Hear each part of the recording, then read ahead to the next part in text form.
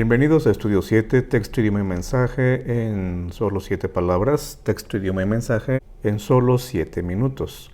Para esta ocasión hemos escogido el versículo 15 del capítulo 57, capítulo que corresponde a este sábado.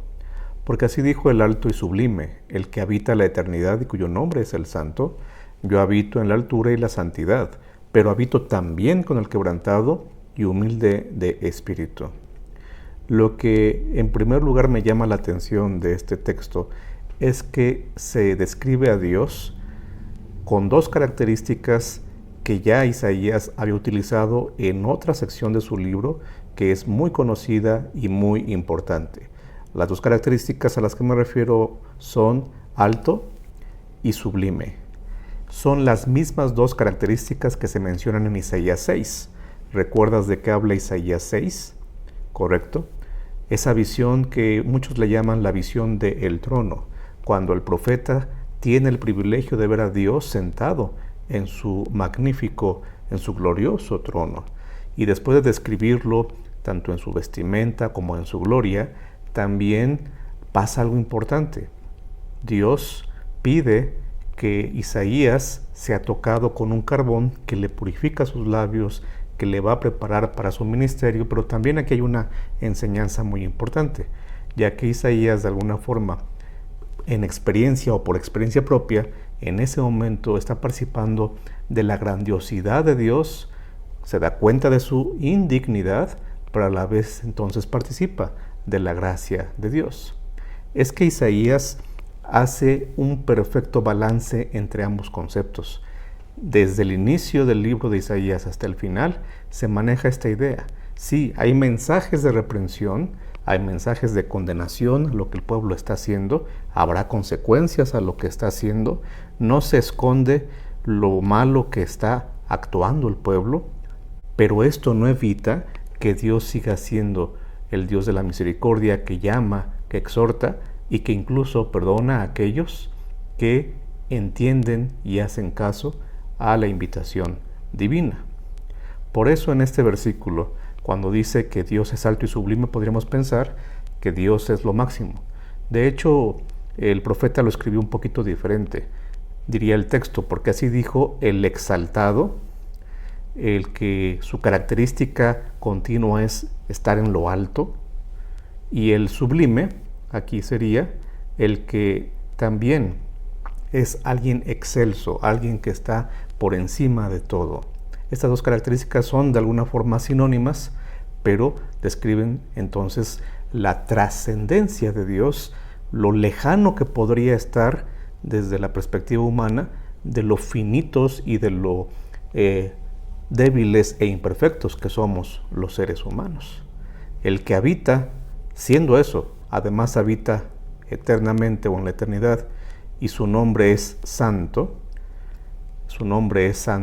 bueno, pareciera que entonces no hay mucha esperanza para los que no somos ni altos, ni sublimes, ni eternos, ni muy santos.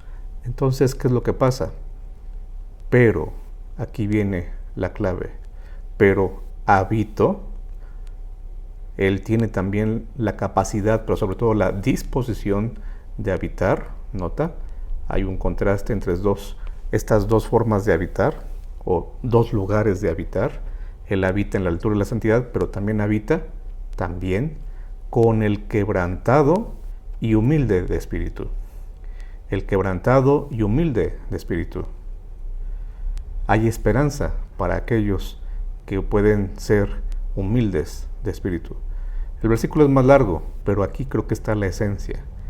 El que se humilla reconociendo su imperfección, su necesidad de Dios, el que incluso tiene que ser quebrantado en su orgullo, en su autosuficiencia, pero al final de cuentas reconociendo la invitación y la gracia de Dios, esa persona, delante de los ojos del alto y sublime, es una persona con la cual Dios también desea habitar. Dios desea habitar también con ellos. El libro de Isaías, en el capítulo 6, donde se mencionan las dos características que veíamos al principio, nos menciona que esa visión Isaías la tuvo en el mismo año que murió el rey el rey de Judá en aquel momento. Un rey que había muerto, fíjate este detalle importante, había muerto leproso, había muerto inmundo, había muerto por resultado de su pecado, había recibido la lepra como una consecuencia de su pecado, de su autosuficiencia, de hacer cosas que no le correspondían y además entonces ultrajando o faltando a la reverencia a las cosas sagradas de Dios. Él entonces es enfermado o se enferma por la lepra, de lepra, y por lo tanto se convierte en inmundo y muere así, muere así. El pueblo en general, aunque no leproso, moralmente hablando era inmundo. Isaías mismo en Isaías 6 dice: ay de mí que tengo labios inmundos, que siendo yo alguien inmundo. Pero ¿cuál es la invitación? De acuerdo a Isaías, soy lo más grande, dice Dios, pero también quiero estar contigo, que realmente ni eres grande, ni eres sublime, ni eres eterno, ni eres santo. Pero si entiendes que yo quiero habitar contigo, entonces puedo y quiero hacerlo. La grandeza divina no impide su cercanía. Sí, este es el mensaje para esta ocasión. La grandeza divina no impide su cercanía. El único que puede impedir que esa grandeza interfiera o beneficie en nuestra vida, eres tú, soy yo. Lo grande de Dios no impide que Él se acerque a ti. Somos nosotros los que tenemos que darle esa oportunidad. Qué gran privilegio, ¿no te parece?